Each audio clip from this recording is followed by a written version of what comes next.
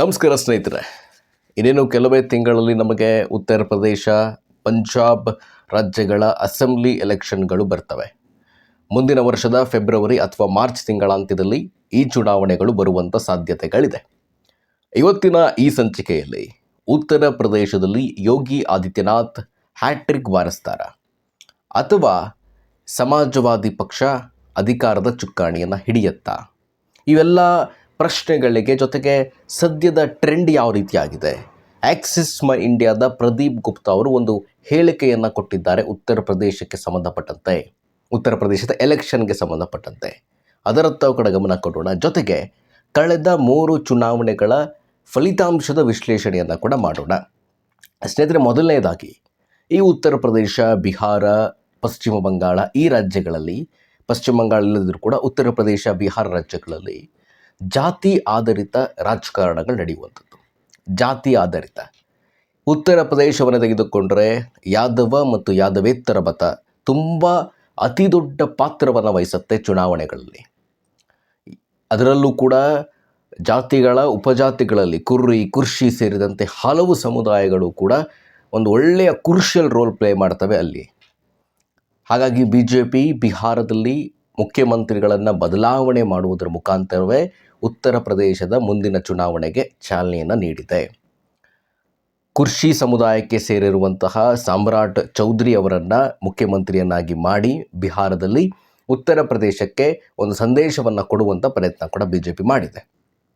ಇನ್ನು ಸದ್ಯದ ಟ್ರೆಂಡ್ ಯಾವ ರೀತಿಯಾಗಿದೆ ಅನ್ನೋದರ ಕಡೆ ಗಮನ ಕೊಡೋದೇ ಆದರೆ, ಯಾವುದೇ ರೀತಿಯಾದಂತಹ ಆಡಳಿತ ವಿರೋಧಿ ಅಲೆಯಲ್ಲಿ ಉತ್ತರ ಪ್ರದೇಶದ ಪ್ರಸ್ತುತ ಸರ್ಕಾರ ಅಂದರೆ ಯೋಗಿ ಆದಿತ್ಯನಾಥ್ರವರ ಸರ್ಕಾರ ಸಿಲುಕಿಕೊಂಡಿಲ್ಲ. 10 ವರ್ಷಗಳ ಆಡಳಿತ ಕೊಡ್ತಾ ಇದ್ದಾರೆ. 17ಕ್ಕೆ ಲ್ಯಾಂಡ್ಸ್ಲೈಡ್ ವಿಕ್ಟರಿ ಮುಖಾಂತರ ಅಧಿಕಾರದ ಚುಕ್ಕಾಣಿಯನ್ನು ಹಿಡಿದ ಯೋಗಿ ಆದಿತ್ಯನಾಥ್ ಇಲ್ಲಿಯ ತನಕ ಆಡಳಿತ ವಿರೋಧಿ ಅಲೆ ಅನ್ನುವಂಥದ್ದನ್ನು ಕಾಣ್ತಾ ಇಲ್ಲ. ಒಂದು ರೀತಿಯಾಗಿ SP ಸಮಾಜವಾದಿ ಪಾರ್ಟಿ ಸದ್ಯದ ಪರಿಸ್ಥಿತಿ ಅವರದ್ದು ನೋಡ್ತಾ ಇದ್ದರೆ, MPs ಅವರ ಲೋಕಸಭಾ ಸದಸ್ಯರು BJP ಮೈತ್ರಿಕೂಟಕ್ಕೆ ಹೋಗಲಿಕ್ಕೆ ಸಿದ್ಧರಾಗಿದ್ದಾರೆ, BSP ಜೊತೆ ಸೇರಲಿಕ್ಕೆ. ಅದು ಮುಂದಿನ ಚುನಾವಣೆಗೆ SPಗೆ ಹೊಡೆತ ಕೊಡಬಹುದು.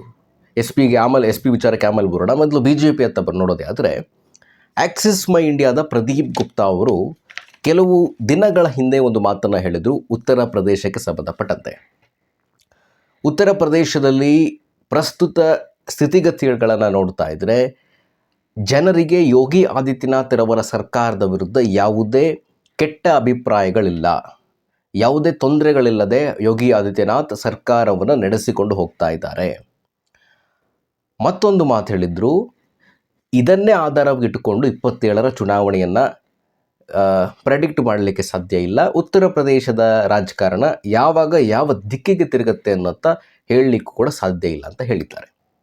ಸದ್ಯದ ಟ್ರೆಂಡ್ BJP ಪುನಃ ಅಧಿಕಾರದ ಚುಕ್ಕಾಣಿಯನ್ನು ಹಿಡಿಯುವಂಥ ಸಾಧ್ಯತೆ ಹೆಚ್ಚಿನ ಪ್ರಮಾಣದಲ್ಲಿ ಉತ್ತರ ಪ್ರದೇಶದಲ್ಲಿ ಕಂಡು ಬರ್ತಾ ಇದೆ.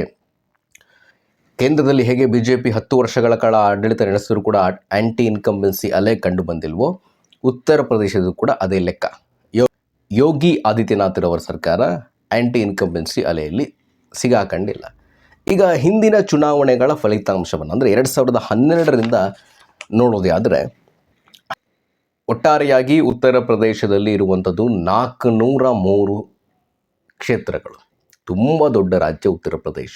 ರಾಜಸ್ಥಾನಕ್ಕೆ ಹೋಲಿಸ್ಕೊಂಡ್ರೆ ಈ ಸಂಖ್ಯೆಗಳ ಬಲ್ಲದಲ್ಲಿ ಉತ್ತರ ಪ್ರದೇಶ ತುಂಬ ದೊಡ್ಡ ರಾಜ್ಯ. ಮತ್ತೊಂದು ಮಾತು ಕೂಡ ಇದೆ, ಯಾರು ಉತ್ತರ ಪ್ರದೇಶವನ್ನು ಗೆಲ್ತಾರೋ ಅವರಿಗೆ ದೆಹಲಿಯ ದಾರಿಗಳು ಸುಲಭವಾಗಿ ಸಿಗ್ತವೆ ಅಂತ. ನೀವು ಈ ದುರಂದರ್ ದ ರಿವೆಂಜ್ ಏನಿದೆ ಅಲ್ಲಿ ನೀವು ಆ ಚಿತ್ರವನ್ನು ನೋಡಿದರೆ, ಉತ್ತರ ಪ್ರದೇಶವೇ ಅವರು ತುಂಬ ಕಾನ್ಸಂಟ್ರೇಟ್ ಮಾಡಿ 60,000 ಕೋಟಿಗಳ ಫಂಡ್ಗಳನ್ನು ಅವರು ಇನ್ವೆಸ್ಟ್ ಮಾಡೋದು ಉತ್ತರ ಪ್ರದೇಶದ ಚುನಾವಣೆಗೆ ಸಂಬಂಧಪಟ್ಟಂತೆ. ಅದೇ 2016ರಲ್ಲಿ ಡಿಮಾನಿಟೈಸೇಷನನ್ನು ನರೇಂದ್ರ ಮೋದಿ ತೆಗೆದುಕೊಂಡು ಬರ್ತಾರೆ. 17ರಲ್ಲಿ ನಮಗೆ ಉತ್ತರ ಪ್ರದೇಶ ಎಲೆಕ್ಷನ್ ಸಿಗುತ್ತೆ. ಡಿಮಾನಿಟೈಸೇಷನ್ ತೆಗೆದುಕೊಂಡು ಬಂದಾಗ 60,000 ಕೋಟಿ ಏನು ಇವರು 500 ರೂಪಾಯಿ, 1000 ರೂಪಾಯಿ ನೋಟ್ಗಳನ್ನು ಸಂಗ್ರಹ ಮಾಡಿಟ್ಕೊಂಡಿದ್ರು, ಅವೆಲ್ಲವೂ ಕೂಡ ಯೂಸ್ಲೆಸ್ ಆಗಿಬಿಡ್ತವೆ, ಪೇಪರ್ಗಳಾಗಿಬಿಡ್ತವೆ. ಆ ಫಂಡನ್ನು ಎಲೆಕ್ಷನ್ಗೆ ಬಳಕೆ ಮಾಡೋದಕ್ಕೆ ಸಾಧ್ಯ ಆಗೋದಿಲ್ಲ. BJP ಲ್ಯಾಂಡ್ಸ್ಲೈಡ್ ವಿಕ್ಟರಿಯನ್ನು 17ರಲ್ಲಿ ಉತ್ತರ ಪ್ರದೇಶದಲ್ಲಿ ದಾಖಲಿಸ್ಕೊಳ್ಳುತ್ತೆ. ಈಗ 12ರ ಫಲಿತಾಂಶದಲ್ಲಿ BJP ಕೇವಲ 47 ಸ್ಥಾನಗಳನ್ನು ಮಾತ್ರ ಗೆಲ್ತು. ಸಮಾಜವಾದಿ ಪಾರ್ಟಿ ಸಮಾಜವಾದಿ ಪಾರ್ಟಿ 224 ಸ್ಥಾನವನ್ನು ಗಳಿಸುವುದರ ಮೂಲಕ ಒಂದು ಕಂಫರ್ಟೇಬಲ್ ಆಗಿ ಸರ್ಕಾರವನ್ನು ರಚನೆ ಮಾಡಿಕೊಳ್ತು. BSP ಬಹುಜನಾಂಗ ಸಮಾಜವಾದ ಪಾರ್ಟಿ 80 ಸ್ಥಾನವನ್ನು ಗಳಿಸಿಕೊಂಡ್ರೆ ಕಾಂಗ್ರೆಸ್ ಕೂಡ 28ರಲ್ಲಿತ್ತು. 12ರಲ್ಲಿ ಸಮಾಜವಾದಿ ಪಾರ್ಟಿ ಅಖಿಲೇಶ್ ಯಾದವ್ ಅವರ ಸರ್ಕಾರ ರಚನೆ ಆಗುತ್ತೆ ಉತ್ತರ ಪ್ರದೇಶದಲ್ಲಿ. 17ಕ್ಕಿರ ಫಲಿತಾಂಶವನ್ನು ನೋಡೋದೇ ಆದರೆ ಆಗಲೇ ಹೇಳ್ದಂಗೆ ಯಾವುದೇ ರೀತಿಯಾದಂತಹ ಕಪ್ಪು ಹಣ ಬಳಕೆ ಆಗಲಿಲ್ಲ. ಅಲ್ಲಿ ಒಂದು ಕ್ಲೀನ್ ಎಲೆಕ್ಷನ್ ನಡೆದಿದ್ದು 312 ಸ್ಥಾನವನ್ನು BJP ಪಡೆದುಕೊಳ್ತು. ಯೋಗಿ ಆದಿತ್ಯನಾಥ್ ಮುಖ್ಯಮಂತ್ರಿಗಳಾಗಿ ಬಂದರು. 312 BJP. ಸಮಾಜವಾದಿ ಪಾರ್ಟಿ 12ರಲ್ಲಿ BJP 47 ಇತ್ತು, 17ರಲ್ಲಿ ಸಮಾಜವಾದಿ ಪಾರ್ಟಿ 47 ಸ್ಥಾನಕ್ಕೆ ಬಂತು. BSP 19, ಕಾಂಗ್ರೆಸ್ ಕೂಡ 7, ಇನ್ನು ಎಲ್ಲ ಪಕ್ಷಗಳ ಸಂಖ್ಯೆಗಳು ಕೂಡ ಕಡಿಮೆ ಆಯಿತು. 17ರಲ್ಲಿ ಲ್ಯಾಂಡ್ ಸ್ಲೈಡ್ ವಿಕ್ಟರಿಯ ಮೂಲಕ BJP ಬಂತು ಉತ್ತರ ಪ್ರದೇಶದಲ್ಲಿ. 22ರ ಫಲಿತಾಂಶವನ್ನು ನೋಡೋದೇ ಆದರೆ BJPಯ ಸಂಖ್ಯೆಗಳು ಹತ್ತತ್ರ 60ರಿಂದ 70 ಸಂಖ್ಯೆಗಳು BJPದು ಕಡಿಮೆ ಆಯಿತು. 255ಕ್ಕೆ ಬಂತು BJP. ಸಮಾಜವಾದಿ ಪಾರ್ಟಿ 111, 100ರ ಗಡಿ ದಾಟಿದ್ರು ಅವರು. BSP ಸಂಖ್ಯೆಗಳು ಕಡಿಮೆ ಆಯಿತು, 11ಕ್ಕೆ ಹೋಯಿತು. ಕಾಂಗ್ರೆಸ್ ಸಂಖ್ಯೆಗಳು ಕೂಡ ಕಡಿಮೆ ಆಯಿತು. SP ಸಮಾಜವಾದಿ ಪಾರ್ಟಿ ಅಲ್ಪ ಮಟ್ಟಿಗಿನ ಚೇತರಿಕೆಯನ್ನು ಕಾಣ್ತು, ಆದರೆ ಅಧಿಕಾರದ ಚುಕ್ಕಾಣಿಯನ್ನು ಹಿಡಲಿಕ್ಕೆ ಸಾಧ್ಯ ಇಲ್ಲ. 255, 203 ಮ್ಯಾಜಿಕ್ ನಂಬರಲ್ಲಿ 255 ಗಳಿಸುವುದರ ಮೂಲಕ 27ರಲ್ಲಿ 2ನೇ ಬಾರಿ ಯೋಗಿ ಆದಿತ್ಯನಾಥ್ ಸರ್ಕಾರವನ್ನು ರಚನೆ ಮಾಡಿದರು. ಇನ್ನು 27 ಸಮೀಕ್ಷೆಗಳು ಬಂದಿದೆಯಾ ಅಂತ ಕೇಳಿದ್ರೆ ಯಾವುದು ಕೂಡ ಸಮೀಕ್ಷೆಗಳು ಈಗ ಬರೋದಿಲ್ಲ. ಒಪಿನಿಯನ್ ಪೋಲ್ಸ್ಗಳು ಯಾವುದೇ ರೀತಿಯಾದಂತಹ ಸಂಸ್ಥೆಗಳಿನ್ನೂ ಕೂಡ ಪ್ರಕಟ ಮಾಡಿಲ್ಲ. ಡಿಸೆಂಬರ್ನಿಂದ ಶುರುವಾಗ್ತವೆ ಉತ್ತರ ಪ್ರದೇಶದ ಲೆಕ್ಕಾಚಾರಗಳು ಯಾವ ರೀತಿಯಾಗಿ ಇರುತ್ತೆ ಅಂತ. ಸ್ನೇಹಿತರೆ, BJP 24ರ ಲೋಕಸಭಾ ಚುನಾವಣೆಯ ನಂತರ ಯಾವ ರಾಜ್ಯಗಳು ಈಗಾಗಲೇ ಅವರ ತೆಕ್ಕೆಗಿತ್ತು ಅದನ್ನೂ ಸೇರಿದಂತೆ ಗೆಲುವನ್ನು ಸಾಧಿಸಲಿಕ್ಕೆ ಸಾಧ್ಯವೇ ಇಲ್ಲದಂತಹ ರಾಜ್ಯಗಳನ್ನು ಸಹ ಗೆದ್ದುಕೊಂಡಿರುವಂಥ ಉದಾಹರಣೆ ನಮ್ಮ ಕಣ್ಣ ಮುಂದೆ ಇದೆ. ಇತ್ತೀಚೆಗಷ್ಟೇ ಪಶ್ಚಿಮ ಬಂಗಾಳದಲ್ಲಿ ಯಾವ ರೀತಿ ಆಯಿತು ಮ್ಯಾಜಿಕ್ ಅನ್ನೋದನ್ನು ನಾವು ಗಮನಿಸಿದ್ವಿ. ದ್ವಿಶತಕವನ್ನು ಬಾರಿಸ್ತು BJP. ಅದೇ ರೀತಿಯಾಗಿ ದೆಹಲಿಯಲ್ಲಿ ಯಾವ ರೀತಿಯಾದಂಥ ಮ್ಯಾಜಿಕ್ ಆಯಿತು ಹಿಂದೆ. ಬಿಹಾರದಲ್ಲಿ ಲ್ಯಾಂಡ್ ಸ್ಲೈಡ್ ವಿಕ್ಟರಿಯನ್ನು ಪಡೆದುಕೊಂಡರು BJP ಅವರು. ಹರಿಯಾಣದಲ್ಲಿ ಇನ್ನೇನು ಸೋಲಿನತ್ತ ಹೋಗ್ತಾ ಇದ್ದ BJP ಟ್ರೆಂಡ್ ಬದಲಾಗಿ ಗೆಲುವಿನತ್ತ ಬಂತು BJP. ಅದೇ ರೀತಿಯಾಗಿ ಕೇರಳದಲ್ಲೂ ಕೂಡ BJP ಒಳ್ಳೆಯ ಪರ್ಫಾರ್ಮೆನ್ಸನ್ನು ಕೊಡ್ತು, 3 ಸ್ಥಾನವನ್ನು ಪಡೆದುಕೊಳ್ತು. ಈಗ ನೀವು ಉತ್ತರ ಪ್ರದೇಶ ಈಗಾಗಲೇ ಭದ್ರಕೋಟೆ ಎನಿಸಿಕೊಂಡಿರುವಂಥ ರಾಜ್ಯದಲ್ಲಿ BJP ಮತ್ತೊಮ್ಮೆ ಅಧಿಕಾರಕ್ಕೆ ಬರುತ್ತಾ ಇಲ್ವಾ ಅಂತ ಪ್ರಶ್ನೆನೇ ಮೂಡೋದಿಲ್ಲ ಅನಿಸುತ್ತೆ.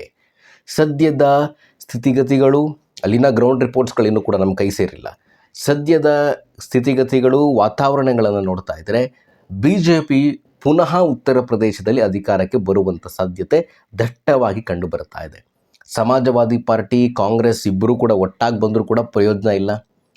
ಲೋಕಸಭಾ ಚುನಾವಣೆ ಅಂತ ಬಂದಾಗ ಒಟ್ಟಾಗೇ ಇದ್ದರು. ಬಟ್ ಇಲ್ಲಿ ಒಂದು BJP ಗಮನಿಸಬೇಕಾಗಿರುವಂಥದ್ದು, 24ರ ಲೋಕಸಭೆಯಲ್ಲಿ BJPಗೆ ದೊಡ್ಡ ಹೊಡೆತವನ್ನು ಕೊಟ್ಟಿರುವಂಥ ರಾಜ್ಯಗಳ ಪೈಕಿ ಒಂದು ಮಹಾರಾಷ್ಟ್ರ, ಮತ್ತೊಂದು ಉತ್ತರ ಪ್ರದೇಶ. ಸ್ವತಃ ಅಯೋಧ್ಯೆಯಲ್ಲಿ BJP ಸೋಲನ್ನು ಕಾಣ್ತೀರಿ ಅಯೋಧ್ಯೆಯಲ್ಲಿ. ಹಾಗಾಗಿ BJP ಉತ್ತರ ಪ್ರದೇಶಕ್ಕೆ ಸ್ವಲ್ಪ ಎಫರ್ಟನ್ನು ಹಾಕಿದ್ರೆ ಅವರು ಪುನಃ ಅಧಿಕಾರಕ್ಕೆ ಬರ್ತಾರೆ. ಯಾವುದೇ ಆ್ಯಂಟಿ ಇನ್ಕಂಬೆನ್ಸಿ ಅಲ್ಲೇ ಇಲ್ಲ ಅಂದರೆ ಅದೇ ದೊಡ್ಡ ಅಡ್ವಾಂಟೇಜ್ ಒಂದು ಸರ್ಕಾರಕ್ಕೆ. 10 ವರ್ಷಗಳ ಆಡಳಿತ ನಿಜಕ್ಕೂ ಕೂಡ ಜನರಿಗೆ ತೃಪ್ತಿದಾಯಕವಾಗಿದೆ ಉತ್ತರ ಪ್ರದೇಶದಲ್ಲಿ. ನೋಡೋಣ ಉತ್ತರ ಪ್ರದೇಶದ ಮುಂದಿನ ಕರೆಂಟ್ ಡೆವಲಪ್ಮೆಂಟ್ಸ್ಗಳನ್ನು ನಿಮ್ಮ ಮುಂದೆ ಇಡುವಂಥ ಪ್ರಯತ್ನವನ್ನು ನಾವು ಪಡ್ತಾ ಇರ್ತೀವಿ. ನಮಸ್ಕಾರ.